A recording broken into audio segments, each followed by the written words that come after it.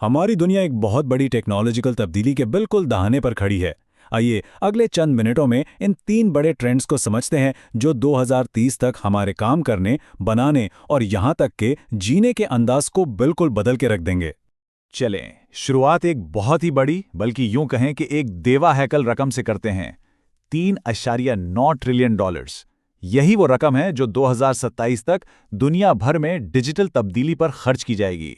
ये सिर्फ एक बजट नहीं है, ये एक आलमी तब्दीली की सरमायाकारी है जो हर इंडस्ट्री पर असरअंदाज हो रही है। लेकिन सवाल यह है कि ये खरबों डॉलर आखिर हमें ले कहाँ जा रहे हैं। बात सिर्फ टेक्नोलॉजी अपग्रेड करने की नहीं है, असल कहानी ये है कि ये टेक्नोलॉजी हमारे मुस्तकबिल को कैसे एक नई शक्ल दे रही है। तो आइए उन 3 बड़ी तब्दीलियों पर नजर डालते हैं जो इस पूरी सरमायाकारी के पीछे हैं। तो सबसे पहले बात करते हैं इंटेलिजेंस रेवोल्यूशन की, यानी जहानत के इनकलाब की। और ये सिर्फ तेज कंप्यूटर्स के बारे में नहीं है, नहीं, ये सोचने और हिसाब लगाने के बिल्कुल नए तरीकों के बारे में है, जो मशीनों के दुनिया को समझने का अंदाज ही बदल रहा है। अच्छा, तो इस इनकलाब के दिल में जो चीज है वो है एजेंटिक एआई। इसे एक सादा टूल के बजाय एक खुदमुख्तार असिस्टेंट समझें। एक ऐसा असिस्टेंट जो सिर्फ हुक्म का इंतजार नहीं करता, बल्कि अपने माहौल को खुद समझता है, फैसले करता है और ये बहुत अहम है, वक्त के साथ साथ सीखता भी जाता है। अब यहां फर्क बिल्कुल साफ नजर आता है। देखें, एक तरफ है रवायती ऑटोमेशन, जो एक सादा रोबोट की तरह है, बस पहले से तयशुदा उसूलों पर चलता है। और दूसरी तरफ है एजेंटिक एआई, जो एक दिमाग की तरह काम करता है। ये खुद फैसले करता है, सीखता है और हालात के मुताबिक खुद को ढालता है। सीधी सी बात है, ये एक काम करने वाले और एक मसला हल करने वाले के बीच का फर्क है। और ये कोई मामूली ट्रेंड नहीं है। मार्केट सिर्फ 4 सालों में, आप सोचें, 10 अरब डॉलर से तकरीबन 45 अरब डॉलर तक पहुंचने वाली है। ये सिर्फ ग्रोथ नहीं है, ये तो एक धमाका है जो हमें बताता है कि ये टेक्नोलॉजी कितनी तेजी से आम होती जा रही है। अच्छा, इस इंटेलिजेंस रेवोल्यूशन का दूसरा बड़ा हिस्सा हार्डवेयर है। न्यूरोमॉर्फिक कंप्यूटिंग का मकसद ही ये है कि ऐसी चिप्स बनाई जाएं जो बिल्कुल इंसानी दिमाग की तरह काम करें। और इसकी वजह है इसकी नाकाबिले यकीन कारकर्दगी। और नतीजा क्या निकलता है, ये देखें। ये दिमाग से मुतासिर चिप्स रिवायती हार्डवेयर के मुकाबले में 100 गुना कम तवानाई इस्तेमाल करते हुए वही काम कर सकती हैं। 100 गुना! ये एनर्जी एफिशिएंसी में एक गेम चेंजर है, जिससे ताकतवर एआई हर जगह मुमकिन हो जाएगा, यहाँ तक कि बैटरी से चलने वाले छोटे आलात में भी। और फिर इस इनकलाब का तीसरा सुतून है क्वांटम कंप्यूटिंग। ये अब सिर्फ किताबों की बातें नहीं रहीं। मैकेंजी का अंदाजा है कि ये एक दहाई के अंदर अंदर केमिस्ट्री से लेकर फिनेंस तक की सनतों में 2 ट्रिलियन डॉलर की नई वैल्यू पैदा कर सकता है।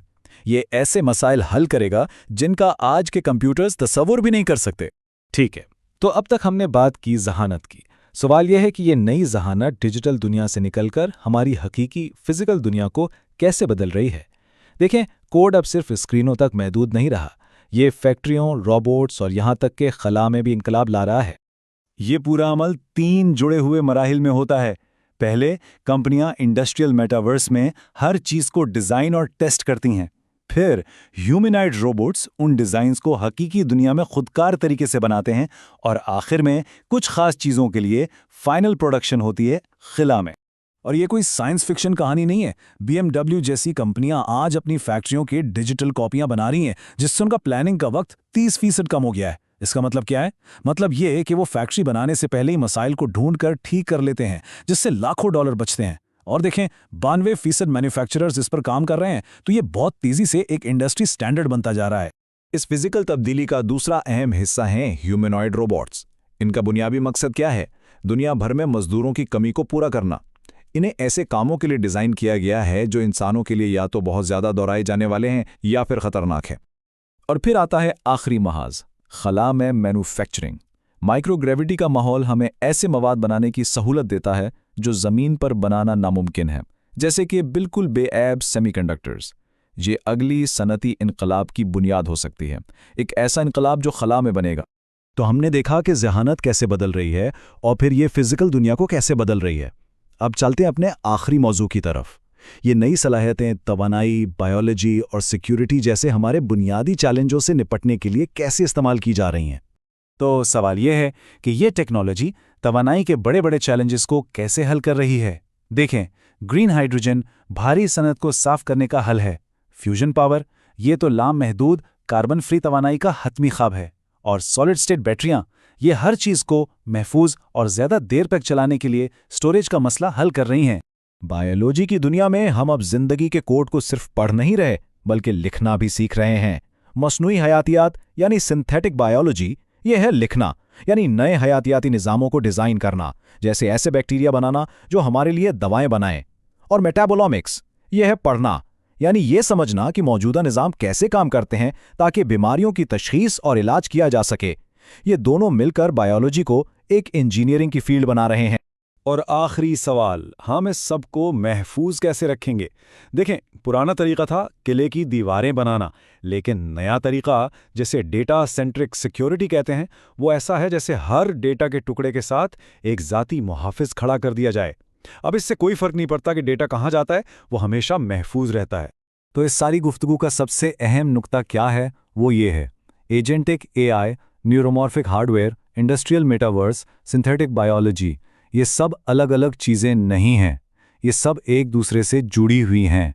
ये एक तब्दीली की एक वाहिद ताकतवर लहर है जो हमारी दुनिया के हर पहलू को नई शक्ल दे रही है। तो इस सब को जहन में रखते हुए एक आखिरी सवाल पर गौर करते हैं।